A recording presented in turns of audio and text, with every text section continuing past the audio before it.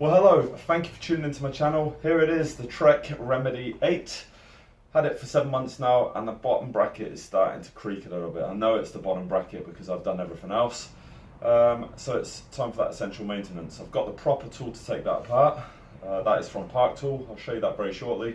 But we'll strip it down, degrease it, re-grease it, stick it back in, and that should eliminate the problem. But what I've also done that you'll want to stay tuned for is I've made a DIY Pressfit installation tool. So I'm going to be able to get those bearings in nice and easy using this method, but it saved me a lot of money as well. So stay tuned and you'll see exactly how I do that. And please excuse the gear, I've just got back from the gym. Firstly, what I'm going to do is remove the chain. I just want to get that separated from the drivetrain just so I don't cause any unnecessary damage. So let's get that safely out of the way. On most premium derailleurs, you have the lockout mechanism button on the back, which just lets that chain hang loose, and then I can remove that chain. So I know it's not going to cause a problem. I don't need to take it completely off at this stage, but I'm going to be free to work on this section here. I'm not going to cause that damage, as I said. Now what I've done, just for ease of access, is turn the bike round because I need to take this bolt out, and that will unscrew but disconnects those two cranks. So let's get to it. Hold the pedal, and it shouldn't be too tight on there, but obviously tight enough to keep it in place. And as you loosen it up, you'll see it starts to come out until eventually it comes off. A little bit more. And there it is. So that's one off. And then what you should be able to do, you can see it sort of swinging there, is just then push that through. Just make sure that you catch any parts that might fall off as you do that. So that's removed. Now it's time to get to the actual bearings itself. Now this tool here, I wanted to make one of these, but it comes with two vital bits that are going to get the DIY element done for when you come to put these bearings back in. Now this is the BBT 90.3, it's a Pressfit bottom bracket bearing tool set. And I'll show you how this works because we're going to get the bearings out in a second. But importantly, this comes with two bushings that I'm going to use to be able to press those bearings back into the bottom bracket very shortly using that DIY homemade device, which we'll use as the video goes on. But without these, it's really difficult to say whether you get them aligned properly or pressed back in without causing damage. So that's why I went to buy this. And when you do remove the bottom bracket bearings, you don't want to cause damage, so sometimes having the best tool to do that is the way ahead. So let's get to it. So what you do using this end is you push it through the bearing, it will go through on the other side, and then just gently squeeze it through until you hear a positive click. And then that way we can now actually bash the bearing out from the other side. Using a rubber mallet, if you've got one, now it's just time to tap it through. So just support the bike a bit at the bottom.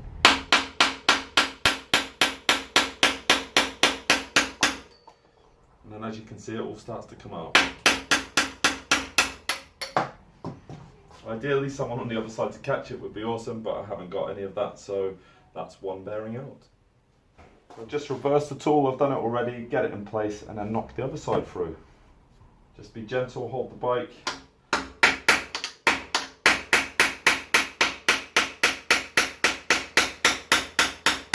You can hear it coming out. Just going to put my hand on the other side. And there it is. And that's the bottom bracket completely removed. The bearing's still in there, so I'm going to knock that out. I mean, this is only plastic at the bottom bit, but you can see all of the mud and the grit and everything else on there, and that's the sort of stuff that's going to cause the problem when it comes to the squeaking. So let's get this completely cleaned up. Now it's definitely worth me showing you in the bracket itself because you can see all the mud deposits in there. It's all that the grease has got a horrible colour, so it's really dirty in there, and it's definitely worthwhile doing, you know, once every sort of 6-7 months or when anything develops down there, because it's just going to cause you longer term problems if left. So now I've got both bearings, I'm going to clean all this up. I'll show you how I do that, redo the bearings and then piece it all back together, and then that'll be the job done. Now what I'm going to use in the case of doing this is some disc brake cleaner. It's alcohol spray basically, so it will do the job just fine. And first of all, I'm going to start on these pieces here. You know, really grubby, don't look good at all. So get them looking nice and clean again.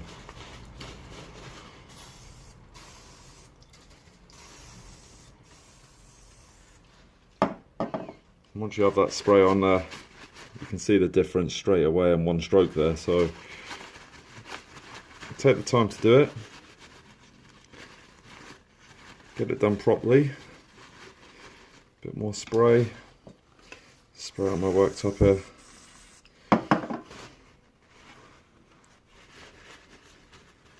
And get rid of all that grease, grime, grit that's going to be causing the problems.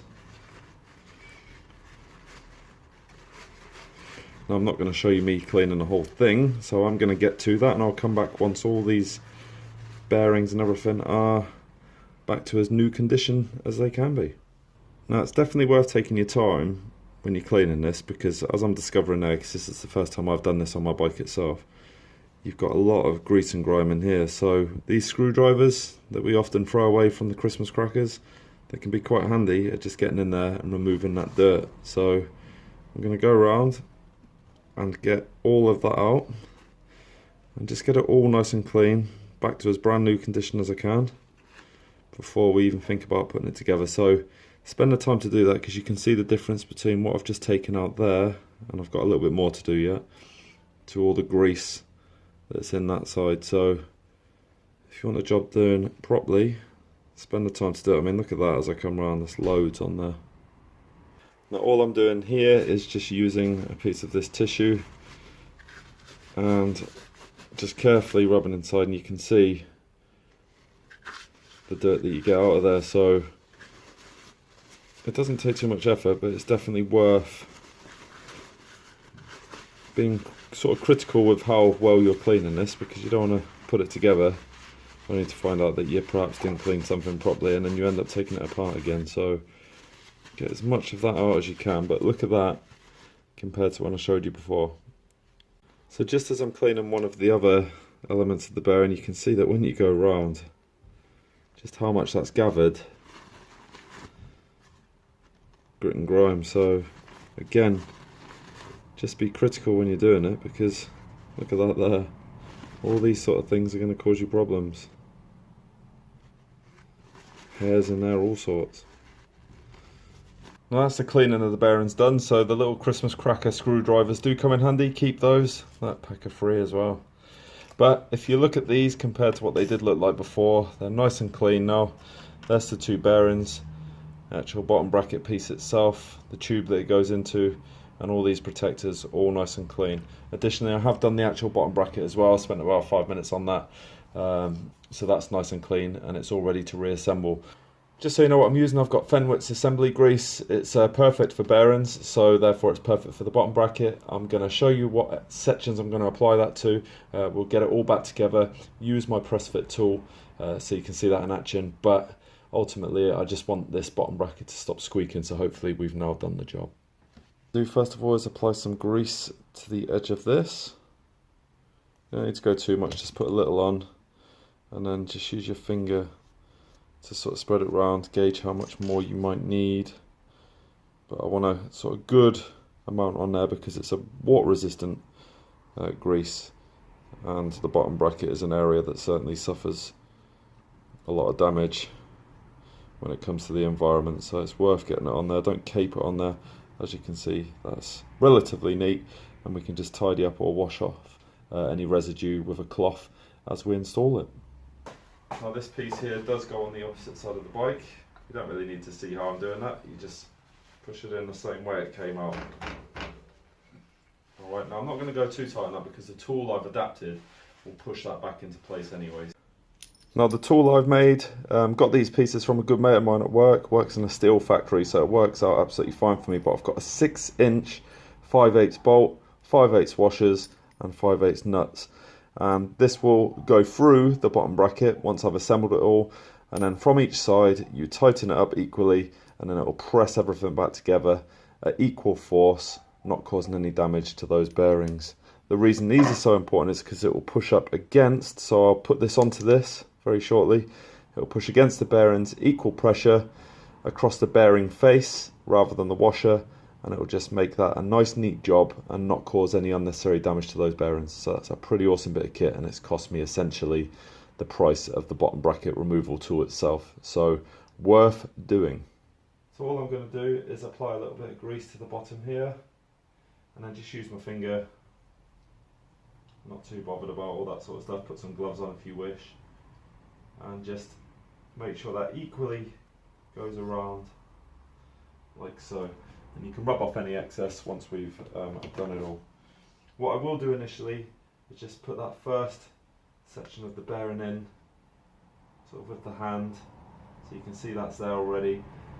I'm not going to force it in because that's when your problems are going to occur. So this piece which goes on top, I'll put that on last, because the last thing I want to do is crush all this and then it doesn't work. So that's one bearing done. Just going to fit the other one. I won't show you me fitting that because that's exactly the same as what I've just done here. But let's get this tool in action and see how it presses it all back in. So with the Pressfit tool ready to go, all I've done is take off the bolt on one side to the washers. I've already put one of the bushings on there. Notice it's flat side rather than the actual area here, because you want the flat side to push on the bearings. And I'll thread this through on the bike. So once you thread it through on one side, doesn't matter what way you go, put the other bushing on, nice and flat. Then I'm just going to use 2 washers. Use 1, 2 stronger though, and then put the bolt on. And I'm going to do that best I can, hand tight. Make sure it's lined up as good as it can be. Now it's just a matter of getting a couple of adjustable spanners, equally tightening, and then the bearings will just press nicely back into that bottom bracket. So it's a pretty cool way of doing it, but it saved me so much money. So with the adjustable spanners on one each side, it's just a matter of tightening, but just be very careful when you do it to get those bearings back in. You'll see equally one goes tight on the other side and so does the other on this side, and then eventually it will just pop nicely into place.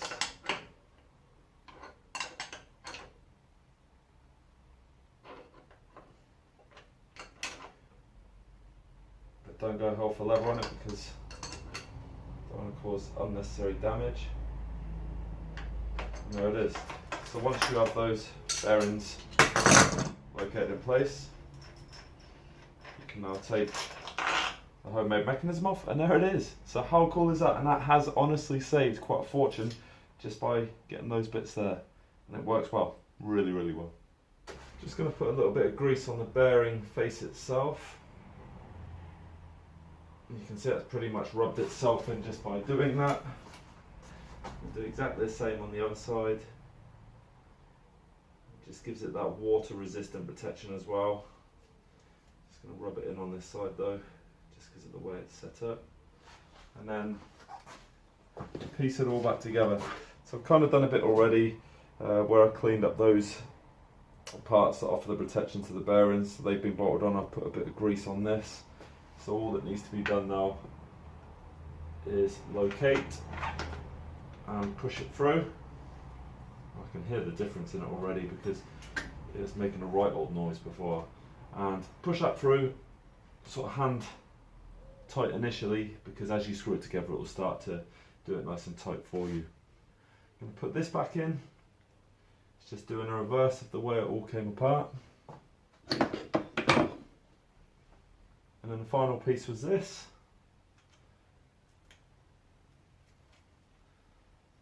And then all I need to now do is just make sure that the pedals are 180 degrees from each other, and then slide that on. So once that's there, I'm going to get my tool and start to tighten it all back up. I can feel that biting into it now.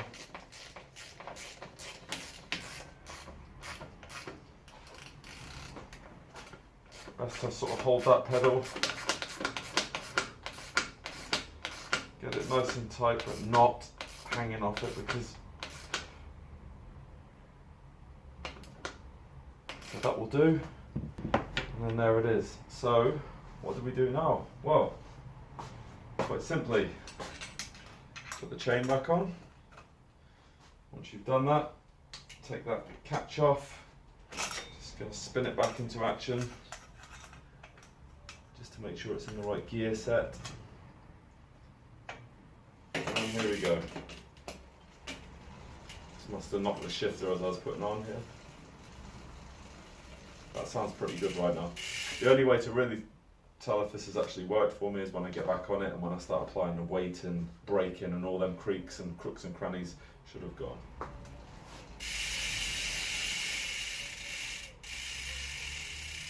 So that completes my maintenance tutorial on how to remove the bottom bracket utilising that proper park tool setup. I'll link that in the description. I got £5 off through Treads, because when you spend over £30 you get £5 off, so it actually cost me £27, and included in that was free delivery, so definitely worth shopping around. The homemade tool, I'll include all the specs for that in the description, so if you've got a DIY store available that sells that stuff, that's going to save you an absolute fortune. But the proof in the pudding is when I actually test this. I haven't got the ability to do that at the moment because I've got the kids, but I've done the maintenance. 7 months I've had the bike, it needed doing, looking at the state of those bearings anyway, but if it does persist, I'm just going to change the bottom bracket out. So it's good to get into the basics of maintenance, because I don't know exactly how much that would have cost in a shop, but getting the knowledge to do it yourself and having the experience just is going to save you a lot of money when you do start to develop these problems. So if you like what you see, please rate it, comment, and I'd love you to come back for more, so press that subscribe button right down there. Right, until next time, see you for the next one.